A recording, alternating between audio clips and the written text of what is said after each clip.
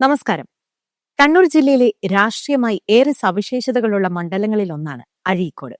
1977 മണ്ഡല പുനർനിർണയ പ്രക്രിയയിലൂടെയാണ് അഴീക്കോട് നിയമസഭാ മണ്ഡലം രൂപീകൃതമാകുന്നത്.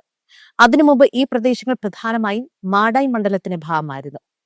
കോലത്തിരി രാജവംശത്തിന്റെ ആസ്ഥാനമായ ചിറക്കൽ കോവിലകവും ഏഷ്യയിലെ തന്നെ പ്രശസ്തമായ കൈത്തറി വ്യവസായ കേന്ദ്രങ്ങളും ഉൾപ്പെടുന്ന ഈ പ്രദേശം സാംസ്കാരികമായും സാമ്പത്തികമായും വലിയ പാരമ്പര്യം അവകാശപ്പെടുന്നു.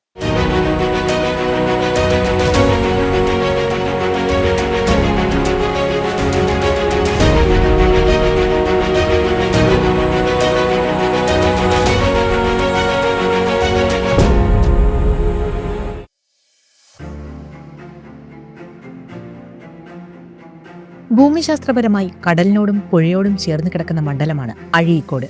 വളപട്ടണം പുഴയുടെ തീരവും അറബിക്കടലിന്റെ സാമീപ്യവും മണ്ഡലത്തിന്റെ പ്രകൃതി ഭംഗി വർദ്ധിപ്പിക്കുന്നു. തൊഴിൽ മേഖല പരിശോധിച്ചാൽ ഏഷ്യയിലെ തന്നെ പ്രശസ്തമായ കൈത്തറി സംഘങ്ങൾ ഇവിടെയാണ് കേന്ദ്രീകരിച്ചിരിക്കുന്നത്. കൂടാതെ മത്സ്യബന്ധനം, തടി വ്യവസായം എന്നിവയിൽ ഏർപ്പെട്ടിരിക്കുന്ന വലിയൊരു വിഭാഗം ജനങ്ങൾ ഇവിടെയുണ്ട്. സാംസ്കാരികമായി തെയ്യങ്ങളുടെ നാടാണിത്. കളരിവാതിക്കൽ ഭഗവതി ക്ഷേത്രം, പൂത്തേരി തറവാട് തുടങ്ങിയ ഇടങ്ങളിലെ തെയ്യാട്ടങ്ങൾ പ്രശസ്തമാണ്. 1977 നടന്ന ആദ്യ തെരഞ്ഞെടുപ്പിൽ CPM സ്ഥാനാർത്ഥിയായ ചടയൻ ഗോവിന്ദൻ വിജയിച്ചു. മുസ്ലിം ലീഗിന്റെ CC അബ്ദുൽ ഹലീമായിരുന്നു എതിരാളി. ആദ്യ മത്സരത്തിൽ 32,548 വോട്ടിനായിരുന്നു ചടയൻ ഗോവിന്ദന്റെ വിജയം. തുടക്കകാലത്ത് ഇടതുപക്ഷത്തിന് ഉറച്ച കോട്ടയായിരുന്ന ഇവിടം പിന്നീട് പലതവണ രാഷ്ട്രീയമായ അട്ടിമറികൾക്ക് സാക്ഷ്യം വഹിച്ചു. രൂപീകരണ സമയത്ത് ഏകദേശം 1 ലക്ഷത്തിന് മുകളിലായിരുന്നു ജനസംഖ്യയെങ്കിൽ നിലവിൽ വോട്ടർമാരുടെ എണ്ണം 1,80,000 കടന്നിരിക്കുന്നു. കണ്ണൂർ മുനിസിപ്പൽ കോർപ്പറേഷനിലെ പുഴാതി, പള്ളിക്കുന്ന് സോണുകളും ചിറക്കൽ, അഴീക്കോട്, വളപട്ടണം, പാപ്പിനശ്ശേരി, നാറാത്ത് തുടങ്ങിയ പ്രധാന പഞ്ചായത്തുകൾ ഉൾപ്പെടുന്നതാണ് ഈ മണ്ഡലം. KV സുമേഷാണ് നിലവിൽ മണ്ഡലത്തെ പ്രതിനിധീകരിക്കുന്നത്.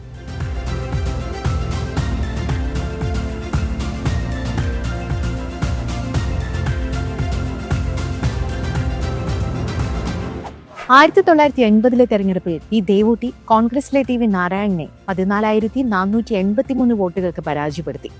1981 കോൺഗ്രസ്, കേരള കോൺഗ്രസും ജനതാ പാർട്ടി എന്നിവർ സർക്കാരിനുള്ള പിന്തുണ പിൻവലിച്ചതോടെ 2 വർഷത്തിനു ശേഷം 1982 നടന്ന തെരഞ്ഞെടുപ്പിലും ദേവൂട്ടി തന്നെ മത്സരിച്ചു. 10,456 വോട്ടിന്റെ ഭൂരിപക്ഷത്തിൽ അവർ കോൺഗ്രസിലെ നാരായണനെ തോൽപ്പിച്ചു. 1982 ആകെ വോട്ടർമാരുടെ എണ്ണം 1,07,819 ആയിരുന്നു. കേരള രാഷ്ട്രീയത്തിലെ അതികായനായിരുന്ന MV രാഘവൻ അഴീക്കോട് മണ്ഡലത്തിന്റെ ചരിത്രത്തിൽ അവിസ്മരണീയമായ ഒരു പോരാട്ടത്തിന്റെ ഭാഗമായിരുന്നു. കമ്മ്യൂണിസ്റ്റ് പ്രസ്ഥാനത്തിൽ നിന്ന് പുറത്താക്കപ്പെട്ട ശേഷം അദ്ദേഹം CMP രൂപീകരിച്ചു. CPM-ൽ നിന്ന് പുറത്താക്കപ്പെട്ട ശേഷം MV രാഘവൻ നേരിട്ട ആദ്യത്തെ പ്രധാന തെരഞ്ഞെടുപ്പായിരുന്നു 1987. താൻ വളർത്തിക്കൊണ്ടുവന്ന പ്രസ്ഥാനത്തിനെതിരെ അദ്ദേഹം നേരിട്ട് അംഗത്തിനിറങ്ങിയത് അഴീക്കോടിന്റെ രാഷ്ട്രീയ ചരിത്രത്തിലെ ഏറ്റവും ശ്രദ്ധേയമായ പോരാട്ടമായിരുന്നു. ആ പോരാട്ടത്തിൽ അഴീക്കോട് മണ്ഡലത്തിൽ CPM-ന്റെ EP ജയരാജനെ പരാജയപ്പെടുത്തി. 1,389 വോട്ടുകളുടെ ഭൂരിപക്ഷത്തിൽ MV രാഘവൻ വിജയിച്ചു. ആകെ വോട്ടർമാർ 1987 99,997 ആയിരുന്നു.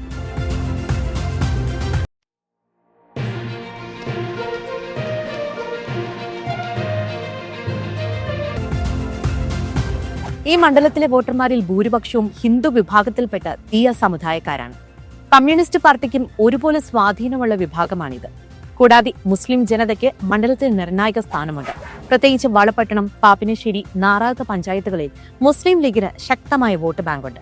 ക്രിസ്ത്യൻ വിഭാഗങ്ങൾ താരതമ്യേന കുറവാണ്. ദളിത് പിന്നാക്ക വിഭാഗങ്ങളുടെ വോട്ടുകളും തിരഞ്ഞെടുപ്പ് ഫലത്തെ വലിയ രീതിയിൽ സ്വാധീനിക്കാറുണ്ട്.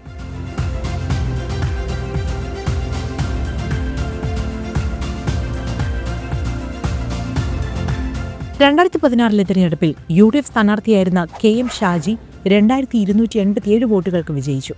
MV നികേഷ് കുമാറായിരുന്നു LDF സ്ഥാനാർത്ഥി. UDFന്റെ സംഘടനാ കരുത്തും ഷാജിയുടെ വ്യക്തിപരമായ സ്വാധീനവുമാണ് അന്ന് വിജയത്തിന് കാരണമായത്. എന്നാൽ 2021 ചിത്രം മാറി. LDF സ്ഥാനാർത്ഥിയായിരുന്ന KV സുമേഷ് 6,141 വോട്ടുകളുടെ ഭൂരിപക്ഷത്തിൽ വിജയിച്ചു. സുമേഷിന് 65,794 വോട്ടുകൾ ലഭിച്ചപ്പോൾ KM ഷാജിക്ക് 59,653 വോട്ടുകൾ മാത്രമേ നേടാനായുള്ളൂ. ഷാജിക്കെതിരായ ആരോപണങ്ങളും മണ്ഡലത്തിലെ വികസന ചർച്ചകളും യുവ വോട്ടർമാരുടെ ഇടതുപക്ഷത്തേക്കുള്ള ചായ്വുമാണ് LDF വിജയമുറപ്പിച്ചത്. BJP സ്ഥാനാർത്ഥി K രഞ്ജിത്ത് ഏകദേശം 10% വോട്ട് ഷെയർ നിലനിർത്തി. ആകെ വോട്ടർമാർ 2021 1,81,562 പുതിയ സാഹചര്യത്തിൽ മണ്ഡലത്തിൽ പ്രവചനാതീതമായ മത്സരമാണ് പ്രതീക്ഷിക്കുന്നത്. LDFന് സിറ്റിംഗ് MLAയുടെ പ്രവർത്തനങ്ങളും സർക്കാരിന്റെ ക്ഷേമ പദ്ധതികളും തുണയാകുമെന്ന് അവർ കരുതുന്നു. അതേസമയം ഭരണവിരുദ്ധ വികാരവും ന്യൂനപക്ഷ വോട്ടുകളുടെ ഏകീകരണവും വഴി മണ്ഡലം തിരിച്ചുപിടിക്കാമെന്ന് UDFും കരുതുന്നു. തീരദേശ ശോഷണം, കൈത്തറി തൊഴിലാളികളുടെ വേതന പ്രശ്നം, വളപട്ടണം പാലത്തിലെ ഗതാഗത കുരുക്ക് എന്നിവ പ്രാദേശികമായി പ്രധാന ചർച്ചയാകും. സംസ്ഥാന തലത്തിലെ ഭരണപരമായ വിവാദങ്ങളും ദേശീയ തലത്തിലെ വിലക്കയറ്റവും വർഗീയത തുടങ്ങിയ വിഷയങ്ങളും വോട്ടർമാരെ സ്വാധീനിക്കാൻ കഴിയും. അടുത്ത ദിവസം മറ്റൊരു മണ്ഡലത്തിലെ വിശേഷങ്ങളുമായി വീണ്ടും വരാം. ഞാൻ ക്രിസ്മ മെൽബിൻ സൈനിങ്.